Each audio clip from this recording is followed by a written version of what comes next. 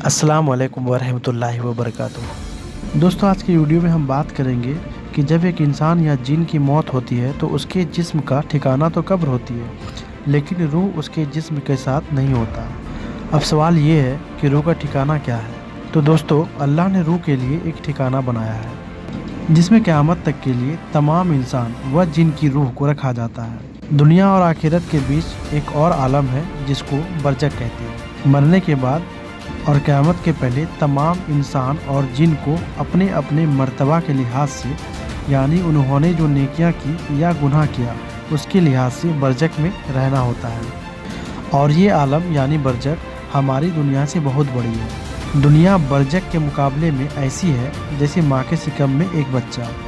ज़ाहिरी दुनिया में इंसान या जिन में से अगर किसी की मौत हो चुकी है और जो क़यामत तक मौतें होंगी, तमाम इंसान व जिन को बरज़ख में अपने अमाल के मुताबिक रखा जाएगा।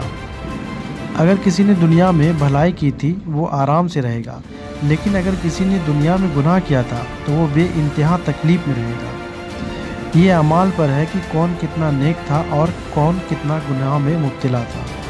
शरीयत के मुताबिक हमारा अकीदा ये होना चाहिए कि हर एक के लिए मौत का दिन और वक्त मुकर्रर है। जिसकी ज़िंदगी जितनी है उसमें कमी बेसी नहीं हो सकती। जब ज़िंदगी के दिन पूरे हो जाते हैं उस वक्त हज़रत इजराइल अलैहिस्सलाम रूह कब्ज़ करने के लिए आते हैं। उस वक्त उस आदमी का उसके दाएं बाएं हर तरफ और जहां तक निगाहें काम करती हैं फरिश्ते दिखाई देते हैं। मुसलमानों के पास रहमत के फरिश्ते होते हैं और काफिरों के दाएं बाएं अजाब के फरिश्ते होते हैं। उस वक्त हर एक पर इस्लाम की हक्कानियत सूरज से ज़्यादा रोशन हो जाती है।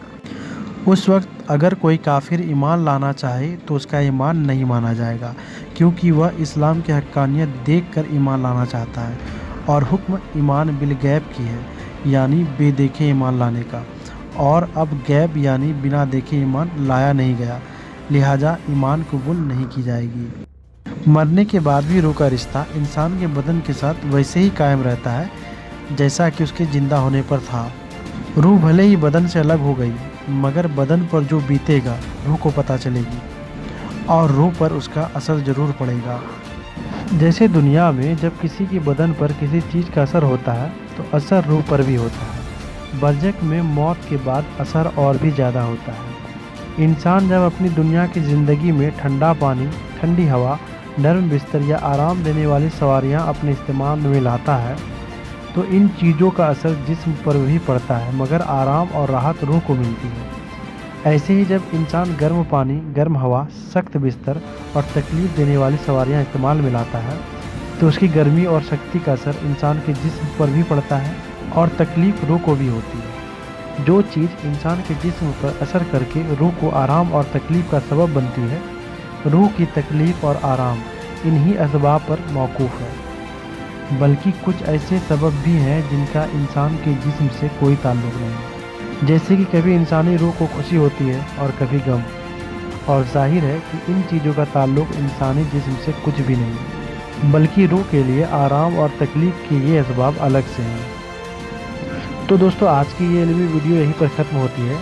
आगे ऐसे ही इल्मी वीडियोज़ के लिए आप हमारे चैनल को सब्सक्राइब कर लीजिए और लाइक करना बिल्कुल ना भूलें।